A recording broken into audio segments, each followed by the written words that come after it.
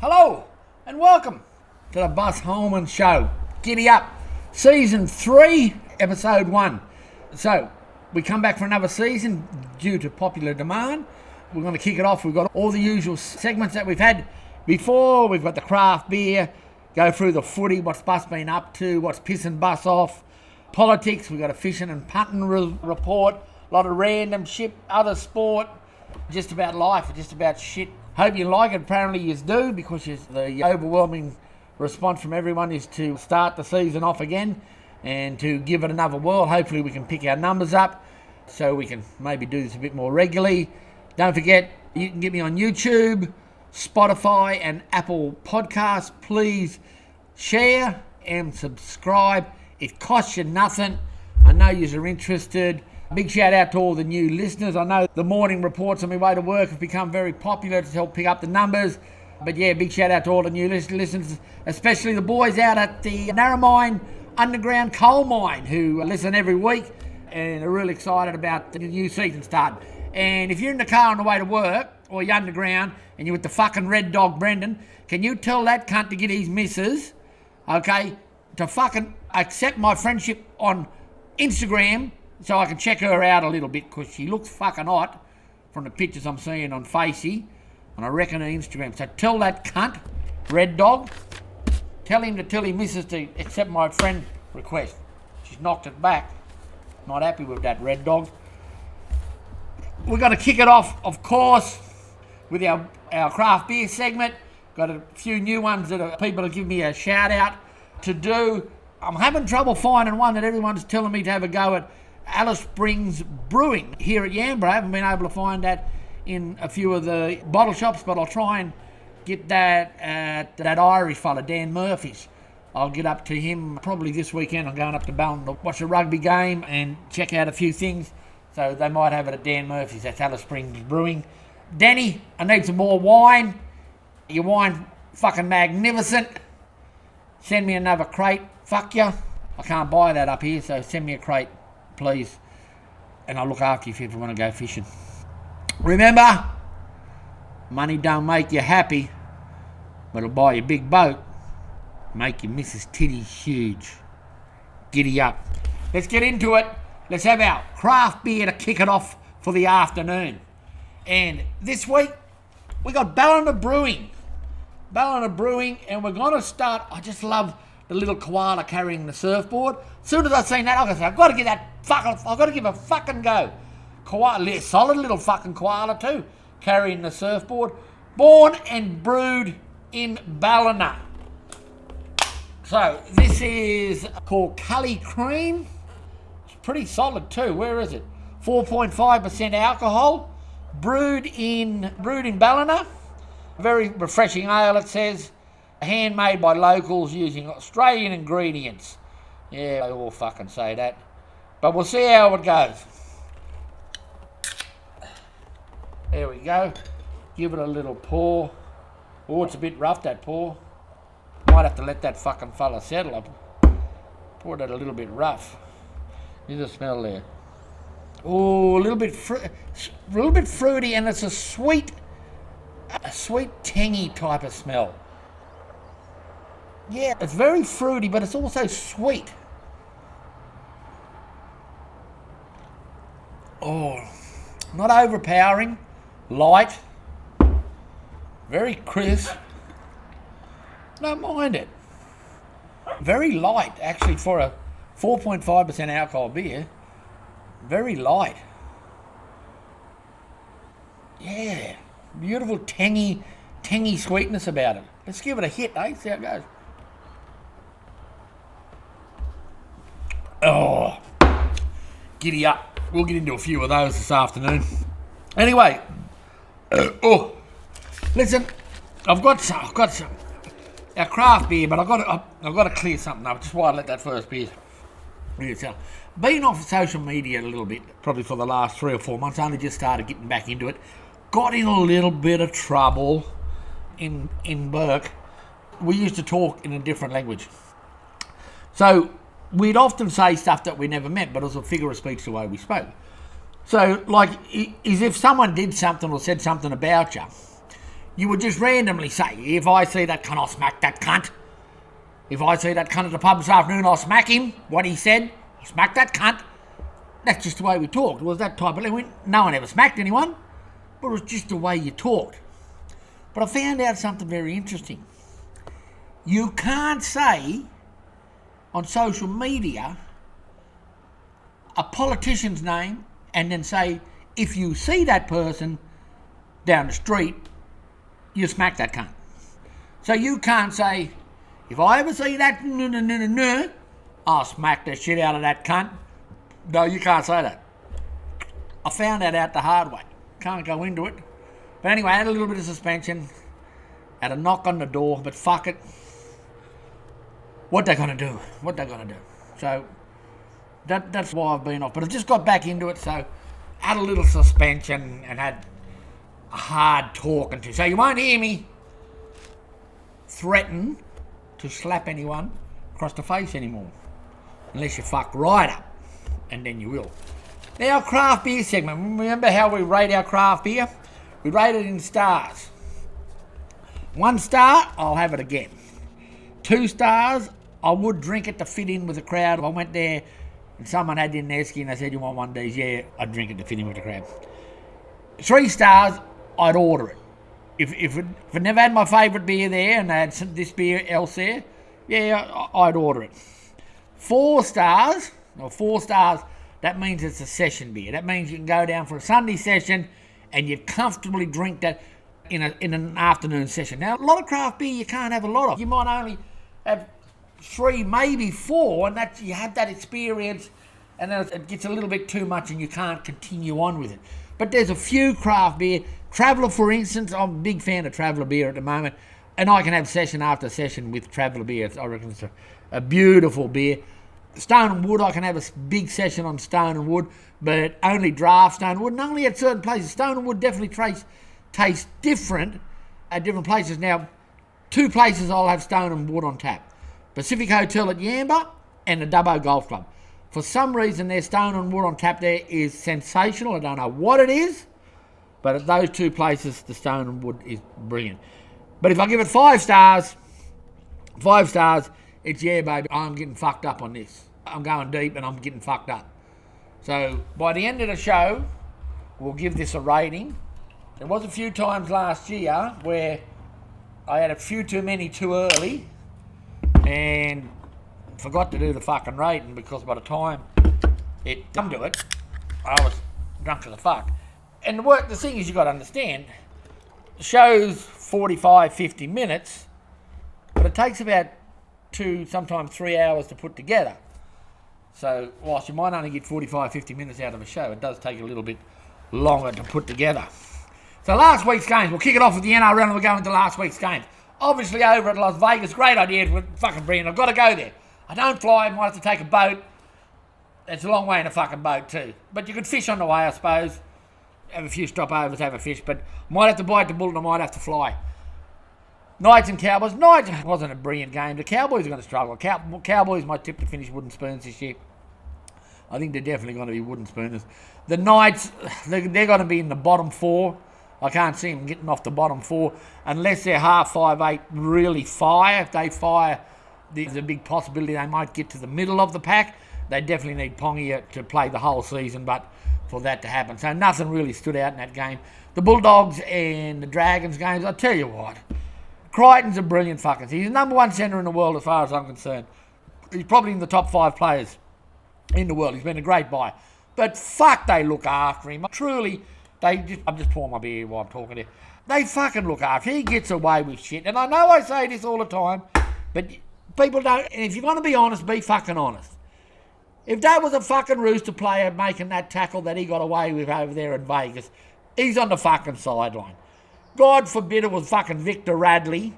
That cunt, he'd be gone. You wouldn't even see him this year. But they look after Crichton. They were robbed. And that penalty at the end for the strip. Now, this is a thing where that pisses people off. When you see something that blatant, I think there's a need for the bunker to step, even if the team hasn't got a challenge. If something stands out that much in a game-defining moment, the bunker should be able to send a message out to to the ref just saying, listen, we just had a quick look at that. It's a blatant loose carry reverse to penalty. Come on, we're at a stage where that should happen. It was like last night's game. The Storm absolutely give it to the Eels. Fuck, they look good, the Storm. And you got to give a shout out to Craig Bellamy. He gets that team ready from day one every fucking year. The difference in the two teams last night, the Storm ran out there like this was their 7th or 8th game of the season. The Eels ran out there like they were still playing a trial game. That's the difference in the coaching, and I think Parra's still got a long way to go, but fuck Bellamy. And Harry Grant is sensational. Harry Grant's in the top 3 players in the world, and I know the fucking coal miners are going to get excited when I say this, but I'd have to toss a coin between him and Reece Robertson from the fullback from the Broncos. It's a toss a coin out of those two, who I think's the best player in the world at the moment. But if I had to pick a team, them two are the first 2 cunts I'd fucking pick. But Harry Grant was sensational. I'll say it again, and I get shot down a lot, especially with the Queensland fucking supporters. I can't see Munster. I can't see what they see him. I don't rate him. He's a catch and pass man, and he kicks the ball. He catch and pass, and he kicks. Every now and then he'll have a little run. But come on, he ain't him. I'm sorry, but I don't rate him. I just don't rate him a fucking all. Yeah, it's all right. That beer's all right. So they were the games. We had the 3 games we had so far. Roosters play tonight at 6 o'clock. It's Friday, so Roosters play at 6 o'clock. That'll be a tough game anyway. We'll talk about that later. Obviously, the other big NRL news that we'll just quickly touch on is the Zach Lomax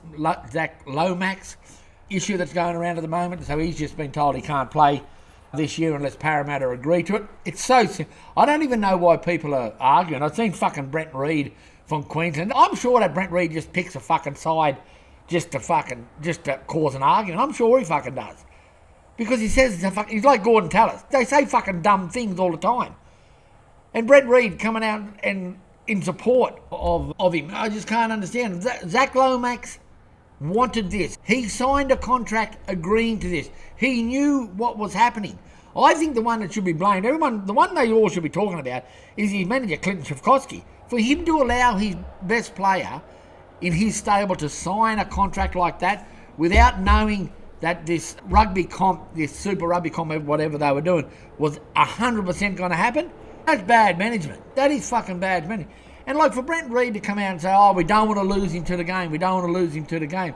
We already lost him because he never wanted to play the game. He never wanted to play league. He wanted to go and play in this super rugby comp. So what do you mean we can't lose him? He never wanted to be with us, fuck me. Let him fucking go. Let him play rugby. He can go over to Perth and play for fucking some France side or something. He chose it. I'm pleased Parramatta put a stake in the ground and said, nah, we've had enough. We're going to stick by the contract. They will reap the benefits for years to come out of that decision, Parramatta. And also, it goes both ways. But players and clubs now will see that contracts are worth the money that they're printed on. I think it's good for everyone. What's Bus been up to? Our next thing. Look, I've explained to you why I was off social media and I've only just got back into it. If I run into people I want to know, it's a long issue. I don't want to explain it on the podcast. Doing heaps of fishing. Got myself a new boat. Got myself a centre console 6-metre boat with a 90 horsepower Yamaha on it and a 36 volt electric. So been going outside. Fishing's been brilliant. Haven't been out for a couple of weeks, but in my fishing report we'll talk about this. Actually, I call the boat, the new boat, the Bundertown Bandit. And I get the biggest fucking thrill when I have to phone, like on the UHF radio, phone into the Yambara-Iluka Coast Guard, and you've got to put your signal, and then they've got to give it back to you. So this is what you've got to do.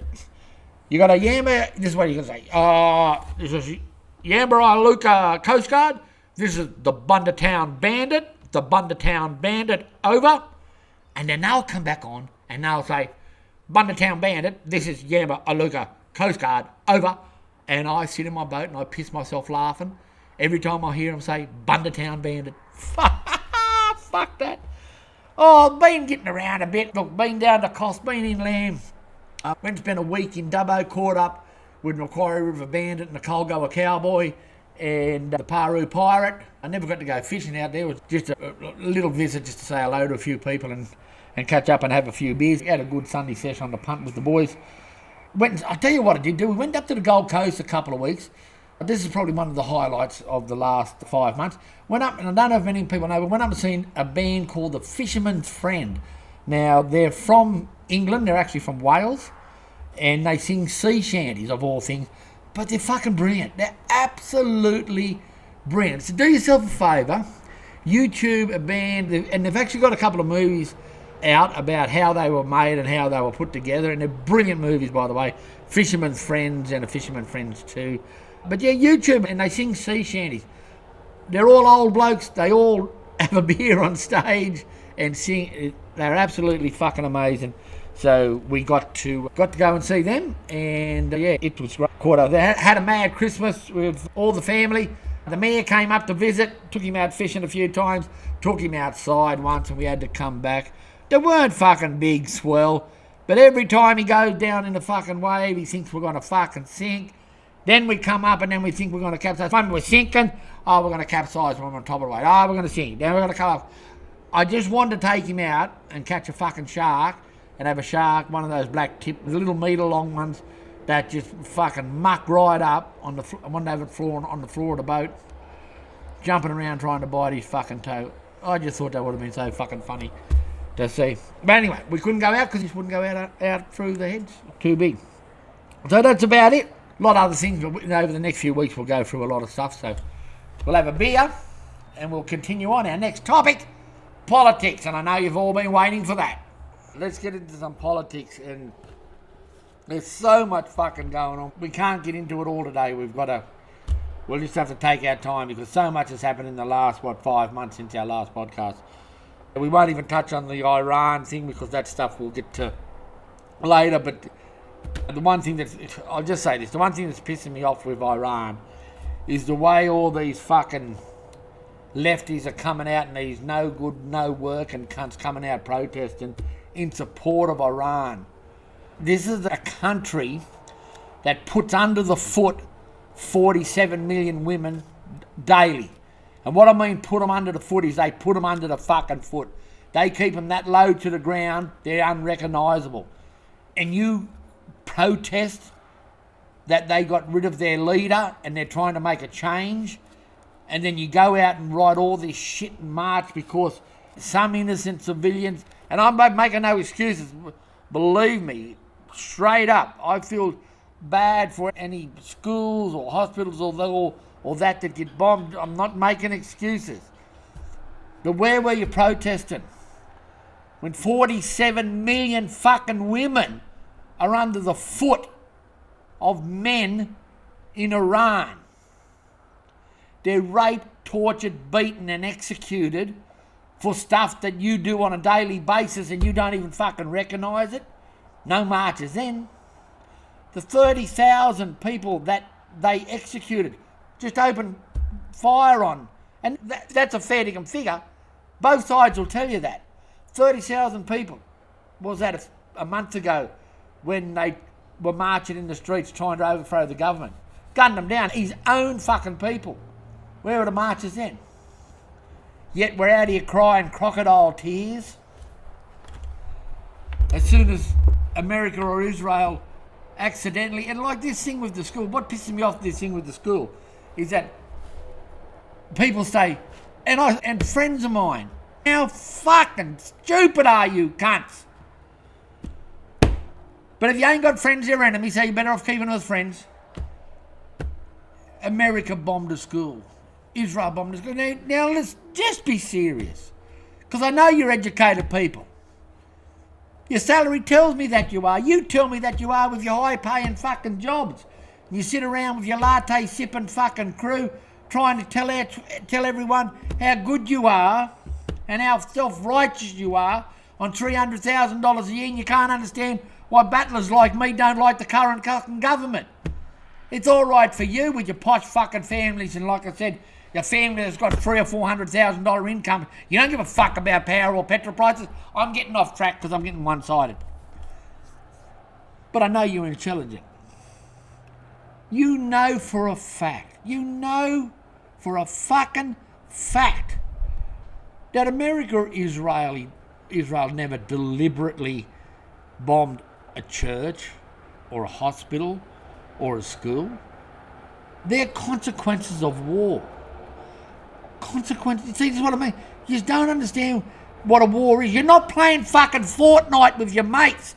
You're not sitting up in your lounge room playing Fortnite, talking on the headphones to your mate saying, did you shoot that cunt down the street? You're not doing that. This is real life, motherfucker. This is real life. Accidents happen in war. But again, where were the protests for the 47 million? I'll say it again. 47 million women in Iraq are kept under the foot every day. Now, as people will say, two things can be the same at the same time. You can agree on two things at the same time. So two things can be right at the same time. Yes, they can.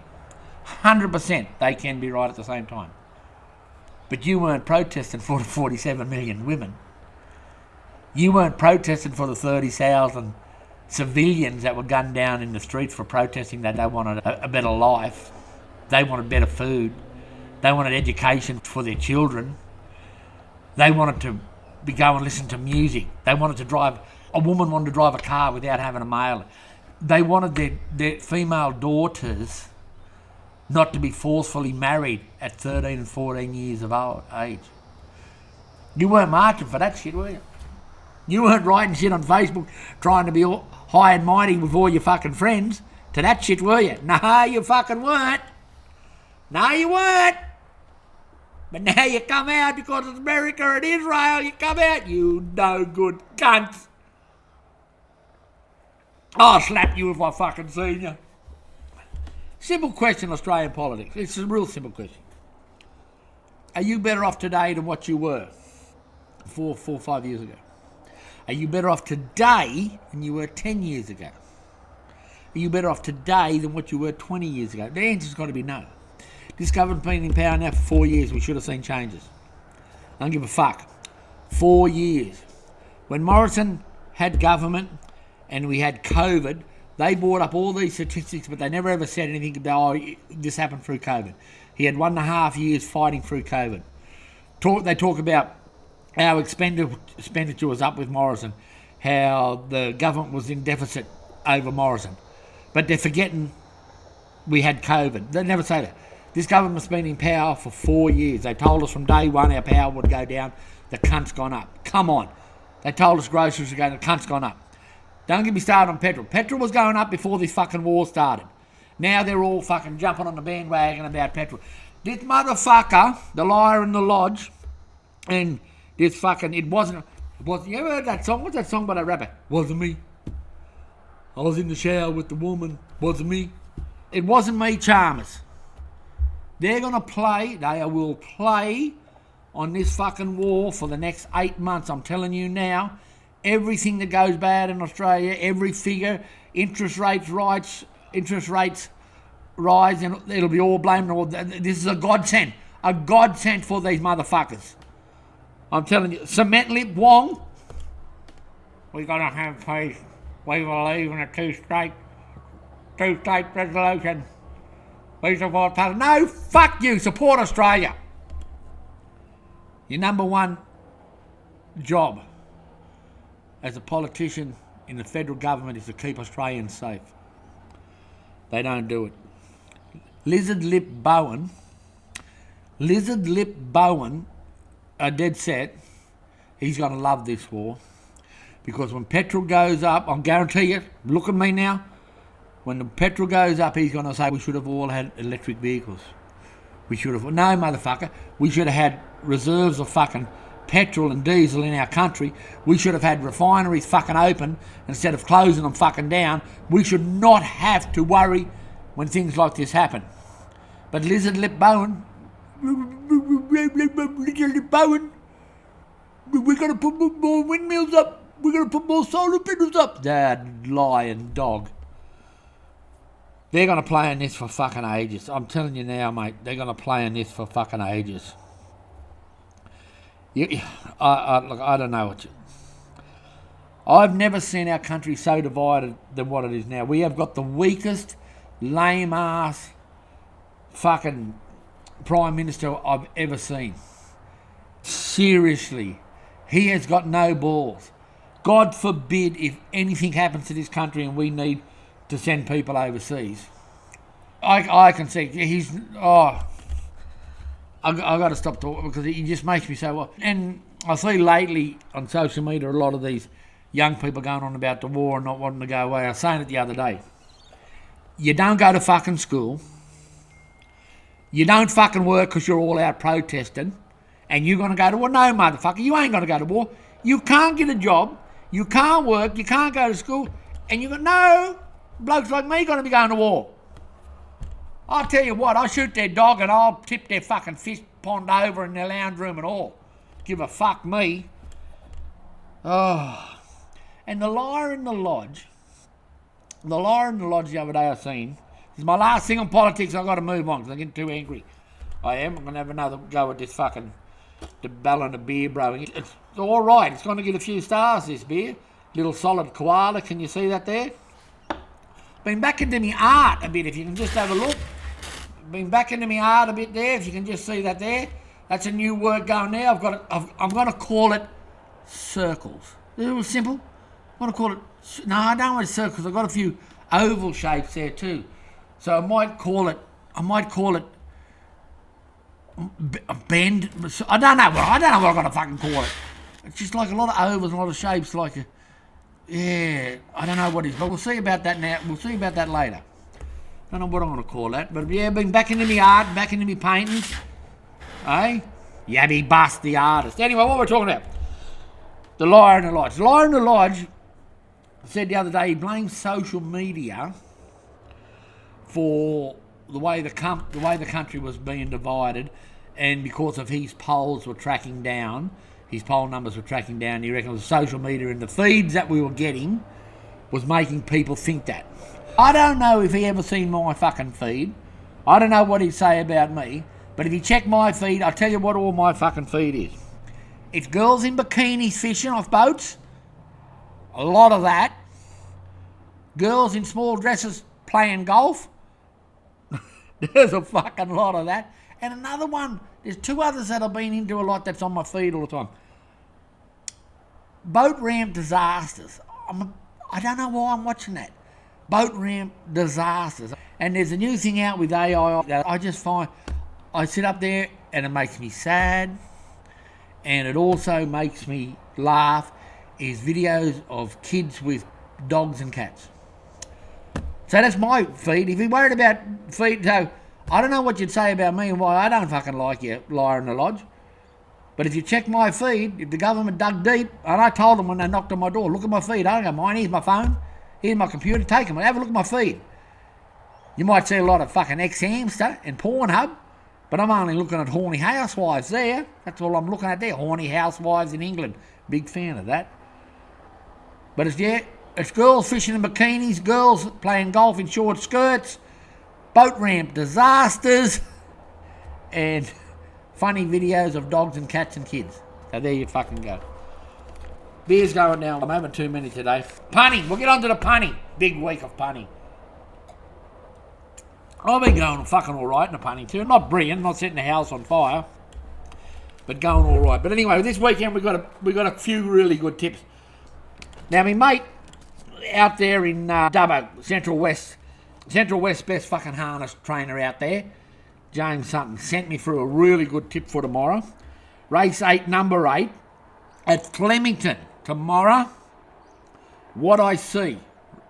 Flemington race 8, number 8, what I see each way. And I'll tell you what, old Sutto's been on fucking fire lately. He's been sending me a few midweek tips through and a few weekend tips. And on averages, I'm in front. Sutto, I've got to tell you, mate, on averages, I'm in front. I did what you say. I had a little bit on everyone, and I'm in front. So get on board what James Sutton is saying. He's a great harness trainer and a great tipster. For my tips for the weekend, I've got 2 tips as we always do on the Bus Hollman show. And I always try to go up into Queensland just because I'm up at Yamba and I know a few trainers up there and I follow a lot of the horses that race in Queensland. For some reason, I've just got into Queensland lately, and I also look at Western Australia on a Sunday. I don't mind Western Australia on a Sunday. I don't get to have a Saturday punt much because I'm usually fishing on a Saturday. But anyway, I'm going to have a bet this Saturday. Eagle Farms racing this Saturday, and I've gone for race 4, number 5, Ariat. Now, this is a good each-way horse. Is paying 22 on fixed odds at the moment. 6-year-old mare out of Espresso Bay and Kobayashi. Now, before its last start, it never had a real good start, but it's had a little bit of a break, and I think it's a really good chance at long odds. Eagle Farm race 4, number 5, Ariat Webb. It's got Johnny Webb's on top, cracking that whip. He's only got 58 kilos too. I think he's the big chance. We've got the 4X. My second race is the 4X plate over 1,800 metres at Eagle Farm. Race 5, number 3, Felix the Cat. Now, it's paying $9 fixed today. I reckon it might blow out a little bit tomorrow. Now, Felix the Cat, if you follow him, he's always been thereabouts. He's always been in the top 3 or 4 every week. Now, he's had a beating fresh now. Probably about 6 weeks, 7 weeks ago, he had a really good run. He had back-to-back thirds at Doomben and the Gold Coast. Then they freshened him. They rested him for about 3 weeks leading into this race. So I think they rested him and just got him a little bit fitter. He had a trial and he won that. And he's coming out this weekend. Felix the Cat at $9. Race 5, number 3. I think that's my bet of the weekend. I'd have an each way on Ariat at $22. But Felix the Cat, got a good feeling about that. So they're my tips for the weekends. I'll have another fucking beer. Oh, what's pissing Bus off? Next, I've got to have a fucking break. I had to take a little break then. I had a fucking bit of beer and I went down the wrong way. I'm getting a little bit fucking deep here. This fucking koala cream's going down all right. You know what? We might do a thing on that already. So about half a dozen deep on that already. So this is the Ballina Brewing, and it's 7 Miller Brewing Co. in Ballina, and it's Cali Cream. Okay, Cali Cream is pretty fucking good. Now, I'm gonna go back through these because I mark it down as I'm fucking going along. So I'll tell you what I'm gonna give. it. I'm going to give it 4 stars. Thought about it, I'm going to give it 4 stars. I could go deep on it. If I had another 6 now, I'd knock these cunts over and I won't even see the Roosters play at 6 o'clock tonight because they're on the lounge with hot dogs spanging off my lip. I'll be like that. So lucky I only got fucking 6 of them because they're a good beer. I'm going to give that there beer 4 stars. I could go deep on it. If I had a few more, I'd go fucking deep on it. So let's move along. What pisses Bus off? I'll tell you what fucking pisses Bus off, and I'm about to snap. Old ladies with trolleys in the supermarkets. So living up here since I left Bundertown, because we'd get fresh groceries out there once a week. And they weren't fucking fresh. They might have been fresh in Burke, but by the time they got to Burke, they were already 2 days fucking old. So I go to the markets a lot, but we've got a great Coles up here, and they get fresh stuff in, really fresh stuff every day. So I go probably every second day. So I do a lot of shopping, because I do all the cooking. The Marinane works a lot of hours, so I do a lot of cooking. But if I'm good in the kitchen, she's good in the bedroom. That's all I'll say. But these old women, and the blokes are different. The blokes are real... Excuse me, I'm sorry, I'll move out the road if you're going up the aisles. Oh, you want to go first? I'll let you go first. But these old pensioner women. These old pensioner fucking women, mate, they just jump in front. They hit your trolley. They'll stand in front of like an area. Just say it's like, I'm looking for a gravy. They will stand in front of the whole gravy and they'll stand there. The cunts, they will stand there with their smelly ass pussy, sweat dripping down their lip, their leg, and they'll stand there and you got to go around them. So then when you say, excuse me, because I always say I'm polite, I'm well-mannered man. I might come across as grump and rough, but I'm fucking very well-mannered man. Excuse me, just want to get a bit of gravy there. A little bit of pepper sauce. A little bit of Diane, something like that. Want to move it over. They look at you with disdain. Like it's their fucking supermarket. Fuck this shit. And then, I'm a self-checkout man, so I've really got into self-checkout because it's a lot easier than you go in there. But every now and then I want to go and I want to get served. Mate, they limp around and they got electric scooters parked out the front. But if they're trying to get up to a fucking checkout in front of you, them fucking motherfuckers, they run with their limpy leg and they fucking run. They lift one, drag one, remember? Lift one, drag one in Burke. Oh my God. That's what I do. I don't know how, they're fucking fast. Then once they get there, they put the old limp on and they drop the shoulder and they put the arm down in the sling. But they won't budge. Oh, fuck, they're rude. I'm gonna get to the stage like I was with the walk. When I walk along the pathways out in the wall, I made a stand about 12 months ago that I was going to hold me line, and if they never got off the pathway, I was just going to hit the shoulder.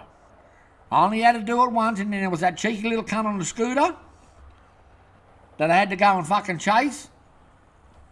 He never come back, that cunt, or the old man. I told him to go and get that cunt too and bring him back, but he never brought him back. But I'm about to have a fucking blue in the supermarket with a couple of these old bitches, I'll tell you right now. I'll tip their trolley over and all, let them crawl around the ground picking up their broccoli and fucking oranges. I don't give a fuck. Rude ass cunts. Alright, let's move on. Bus's top 5. Bus's top 5 this week are Western movies. Bus's top 5 Western movies. Now, remember my top 5, I'm not trying to be fancy and pick out who directed this and who. They're movies, and when you watch a movie, it's got to be something that you want to watch again. And you watch it again, maybe 4 or 5 times. They're movies that you just don't watch once and then you sit around at fucking cocktail parties trying to talk about all these fucking new movies that were at Cannes Music Festival. No, real ass movies I'm talking about. My top 5 Western movies. Now, I couldn't split these, but my number 5, I'll go 5 to 1. My number 5 was Terence Hill and Bud Spencer in any of the Trinity movies. As a young fella growing up, I loved Trinity. I think they called me Trinity, and Trinity is still my name. Or Trinity is my name.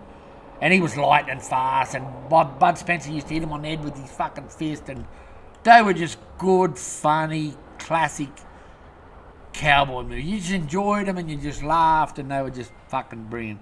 I loved them. Number 4, a lot more serious a movie, John Wayne and the Cowboys. Oh, fuck, I love that. I only watched it again fucking 6 months ago. It was just a movie that you could watch again and again, and it was brilliant. It was just well made. The acting was great. You got the story. It was sad. It was funny. I'm thinking of it now. It just makes me, puts a spot at the Cowboys, John Wayne. This is my number 4. Number 3, look, this nearly got number 1. This was really close to being number 1. And I know from 3 to 1's a big jump. But The Good, the Bad and Ugly. Clint Eastwood, obviously. Lee Van Cleef. And the best, I don't know his nationality, I tried to find out whether he was Mexican or Spanish or Italian. But a bloke called Eli Wallace. Oh, and the music score in it was absolutely magnificent. Do yourself a favour and get on YouTube and go and look at the music score by the concert band that did it, The Good, the Bad and Ugly. But it was just, I think the music made the movie, and yeah, The Good, the Bad and Ugly. Clint Eastwood, Elijah Wallace and Lee Van Cleef. Lee Van Cleef, very underrated actor, I reckon. That's my number 3. Number 2, I'm going to give it to Clint Eastwood movies again. But they're the 2, I'm going to give it to 2 movies. Fistful of Dollars and For a Few Dollars More with Clint Eastwood. They just classic American Western movies. I think they were Italian or Spanish-made movies. Sierra Leone, I think the movie's director was, that got Clint Eastwood over. A lot of it actually wasn't even filmed in America. But the stories and just the suspense, the facial expressions, big thing on facial expressions. Clint Eastwood with the poncho and the cigar in the mouth, you just couldn't beat them. So they're my number 2. The 2 Eastwood movies, Fistful of Dollars and For a Few Dollars More. Now my number 1 movie western. Now, I might break a few rules here, but it's not actually a movie. So my number one, it was actually a mini-series. I think it was a two-parter, and they might have split it up, and another version might have been 4 parts. But it was Lonesome Dove. I just thought it had cowboys and Indians, it had women, it had kids. The story was brilliant. The action, it made you laugh, it made you cry, it made you sad, it made you angry. You just couldn't. It just told of, and it told you of an era in America in the hard west of what it was like. And I just think the cinematography was just amazing. The acting was absolutely brilliant. But my number one movie western was Lonesome Dove. So I'll just go through them. If you ever get a chance, go and chase them up. You'll struggle to find a couple of them now, but God, make it worthwhile. Any of the 2 Trinity movies with Terence Hill and Bud Spencer. The Cowboys by John Wayne was number 4. The Good, the Bad and Ugly was number 3. The 2 Clint Eastwood movies, Fistful of Dollars and For a Few Dollars More, was number 2, and my favourite of all time was Lonesome Dove. So, let's go on to our steak sandwich. Now, I sent out a message early in the week about what people wanted me to rate. So, for season 1, we did the chicken schnitzel, the chips and salad. Last year, we did the hamburger. I asked this year for people to send me a message about what they liked, and literally 80% of the people, I think I had about 30 people message me through, and I reckon 25 of them all said steak sandwich. So steak sandwich, whatever steak sandwiches is that they've got on the menu. So my first one that I went for was at the Yamba Shores Tavern. I went in there only a couple of days ago, me and the missus, at the Yamba Shores Tavern. Great view, great pub view, right on the Clarence River. You literally sit on the water's edge. So we're going to rate our steak sandwiches out of 50. We'll have the price, which will be out of 25, the presentation, which is out of 25, and the taste, which is out of 50. Grand total out of 100. So the steak sandwich come out. It was definitely a little bit of Scotch fillet. It wasn't thick. It was probably a little bit too thin. Therefore, it was cooked all the way through. There was no red in the middle of it whatsoever. It was on Turkish bread. It was a bought Turkish bread. They had lettuce, tomato, beetroot, which I'm a big fan of beetroot. I'm glad when I put beetroot on steak sandwiches and hamburgers. Onion, a little bit of tomato relish, which probably wasn't enough. They probably needed more tomato relish on that. The relish was nice, but they needed a little bit more. And there's no cheese. I would have liked just a little bit of cheese, maybe a pickle, just something different. A little bit of pickle would have been nice. And they had chips, and the chips were steak fries. So the price I'm going to give it now the price was $26. Not brilliant, but it was a good price. There were a lot of chips on the plate. The steak sandwich was a decent size. Like, I had a little bit of prawn bruschetta as an entree, and I had a little bit of garlic bread. I had a little bit extra. But I want to give the 20. I reckon 26 is a good price. So I'm going to give that 20 out of 25. The presentation was a steak sandwich. It had chips on the plate. It wasn't too big. The Turkish bread wasn't toasted enough. It was nearly fresh, which made it fall apart. So the presentation, I'm only going to give it 12 out of 25, which it was just below halfway. The taste, look, like I said, the steak wasn't overcooked, but because it was thin, it was cooked all the way through. Needed a lot more tomato relish on it, or even a little bit of pickle, just to get it enough. And maybe even a little bit of garlic aioli. I don't know, just some a little bit of creaminess in it that would have made it a lot better. But it was still up there. It wasn't horrible. The chips were well cooked, like a chip well cooked. I'm going to give it 35 out of 50. Gives it a grand total of 67 out of 100. Okay, a little bit of random stuff before we wrap the show up. I see that the Chook's back coaching in Dubbo with the Dubbo Rhinos. Great move getting that man back involved. He'll have the club going fine. I'll keep you up to date with how the Rhinos are going during the year. The Blues are still playing for Alstonville in the far north coast, so we'll be getting a lot of those games. I'm going to get to a lot more league games this year also. I only got to 2 or 3 last year. But the local side here, Yamba, McLean, in the North Coast Rugby League, I'm going to try and get to a few of their games and watch them this year, so I'll give you a bit of a message on them there and see how those goes.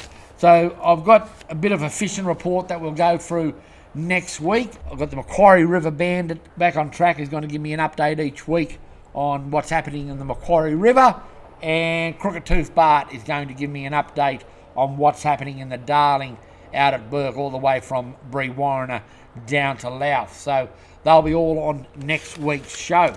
So before we finish off, we'll go on to the rugby league games that are for the rest of this weekend, and also the Super Rugby. I'll tell you what I did watch while we're talking about sport.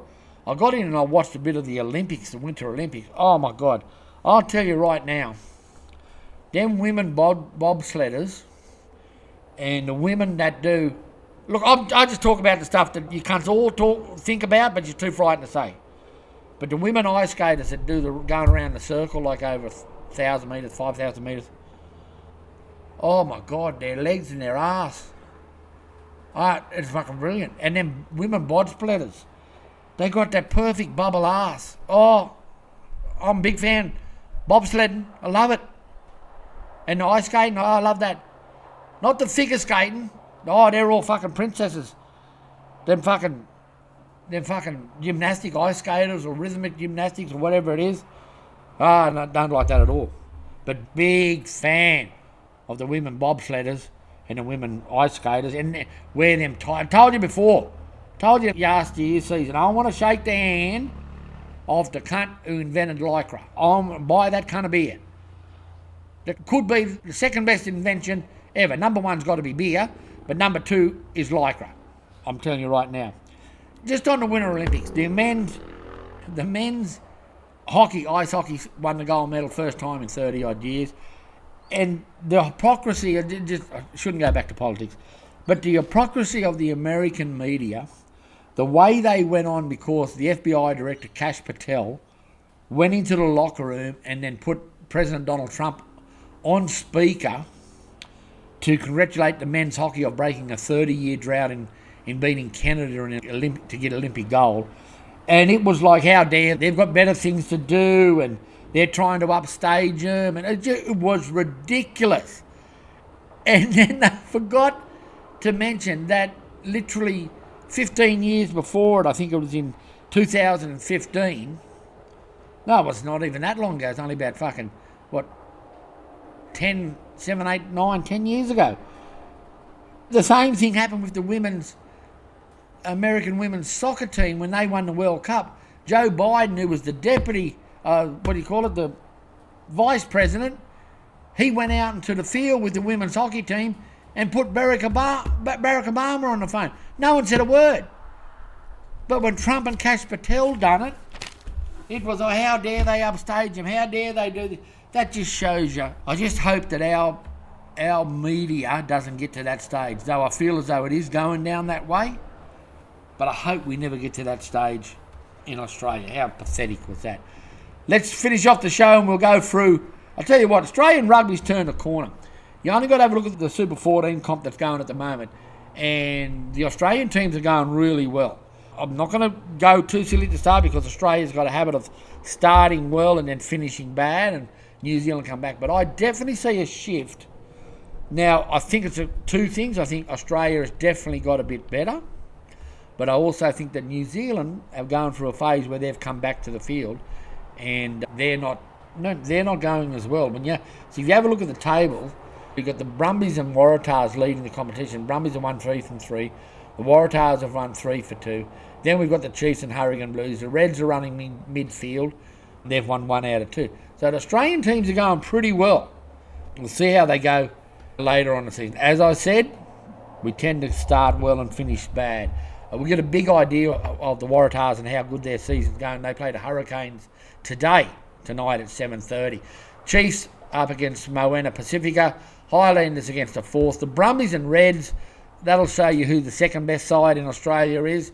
I think the Brumbies will get up over that. The Blues and the Crusaders are definitely not the Force they used to be. We'll get on to the Rugby League now. And like I said, tonight we've got the Warriors and the Roosters. Tough game starting at 6 o'clock. I love the Roosters side on paper. A lot of people have got us finishing at number 1 this year.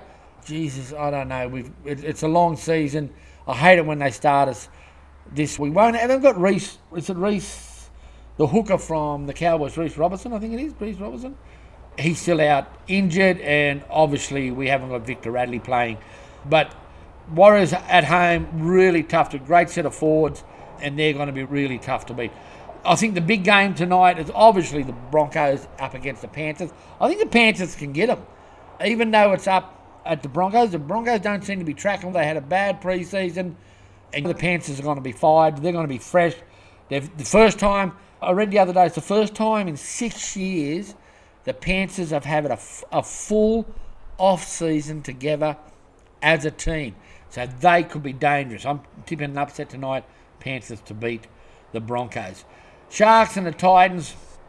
Sharks are going to scrap it every week. They're going to be in the fight every week. They still haven't got a side. They haven't got a player in the side that I can see that's going to take them to the next level. Like you look at Reece Walsh for the fullback for the Broncos. He's their standout. Like he can take them to the next level. You got Cleary at Penrith, the Roosters, but the Sharks just haven't. I think when they first bought Nico, they thought Nico was going to be that player, but he's just not going to be that player. But they'll scrap it. They'll make the top 8, but the Sharks will beat the Titans. Long season for the Titans. I can't see him. I think it's out of them and the Cowboys who's going to finish wooden spooners. Manly and the Raiders. Ricky Raiders, I don't think they'll go as well as last year, actually. I think they'll be still burnt from how they finished the season last year. But at the same time, I don't think Manly have shown me anything that they're going to be a force this year. Manly will struggle to make the 8. The Raiders will make the 8, and the Raiders will win this weekend. The Dolphins and the Rabbitohs, good game. This is a good game, I'll tell you what. This could nearly be the game of the round. I know the Rabbits are up against the Roosters next week, but I'll tell you what, on paper, this fucking South Sydney side is brilliant. They've only got a 15 or 16 team, and without that, they might struggle. But if they can keep that fucking 17 or 18 players on the paddock, fuck me dead, the Souths are going to give it a shake-up this year. I think the Rabbitohs will beat the Dolphins. Dolphins will make the top 8 this year. So that's it. That's episode 1 for the Bus Hollman Show. I hope you like it. We're going to pick it up as we go on. That's the first one out of the road. You be kind to each other. You have a great weekend. It's tough out there. So stick together. Be friendly to each other. Money don't buy you happiness. Pain goes away. And chicks dig scars. That's all for the Bus Hollman Show.